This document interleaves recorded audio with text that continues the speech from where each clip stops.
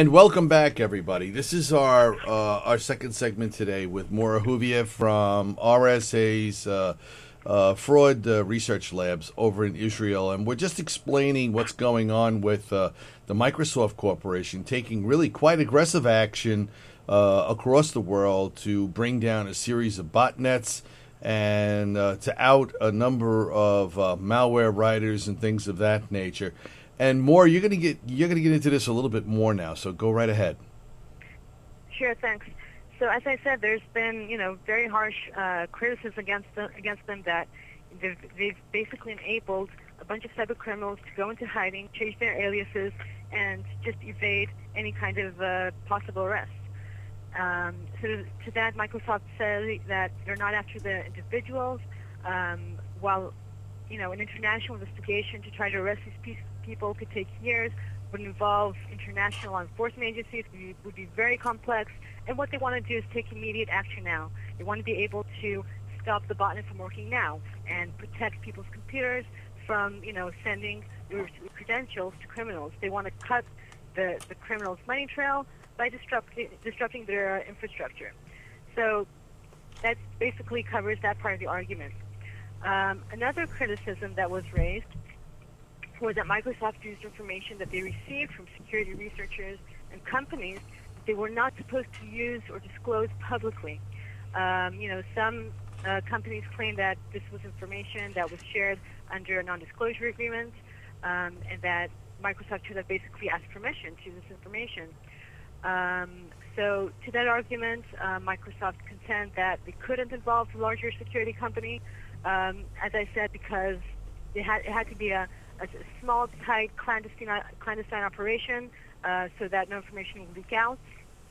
And basically, they're saying that this information was voluntarily given to them by the owners of that information. So, security researchers share that information voluntarily with them, and that basically implies that they can use it as they saw fit. And in this case, the way they saw fit to use that information was to take it and use it in a civil proceeding. Yeah. The last criticism. Yeah. Go ahead. No, well, go ahead. I mean, we've got a post up there by Phil who wants to know why. Okay, this is going to be short. Yeah, go ahead. The last criticism I'd like to go into was, some claim that they didn't do proper due diligence. ICE9, Spy, and Zeus are not a single malware family. While ICE9 and Zeus are almost identical, Spy is not the same as Zeus. So there has been some argument that there have been some claims that they haven't done, proper due diligence, and also that many of the domains they seized some of them were no longer active, some of them were not critical to the botnet operations, and that they should have basically done more proper due diligence before going after those domains. While I didn't find any direct rebuttal from Microsoft to that claim, I imagine that what they would say was that they took information they received from trusted sources, and since that information came from a trusted source, they basically acted upon it. Yeah, well, that's it, Joe. No, I know there's a lot of issues that are surrounding this.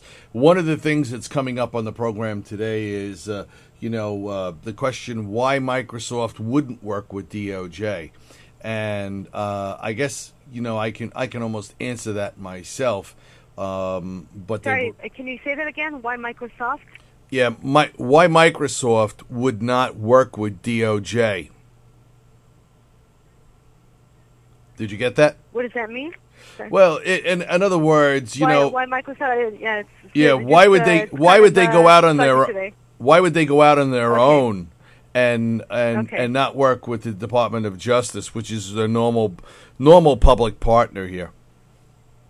I see. And exactly, there have been security companies that say why didn't they do what security companies do with the FBI? A while back, I talked about Operation Ghost Click. It was an Estonian gang, and it was a perfectly harmonious operation where the FBI did their part, a security company put in their research, and that worked perfectly. Both the victims' computers were cleaned, and the gang was apprehended, and that worked perfectly. So, that does seem like a good model to go by. Yeah, no, I would agree with you entirely on that, and with our, the people that are on the chat as well. Apparently, Microsoft felt the need to go after this and to do it without DOJ involved. And, they're a private company with their private resources. I guess there's a certain extent to where they can go without collaborating with anyone from law enforcement if they choose to do so.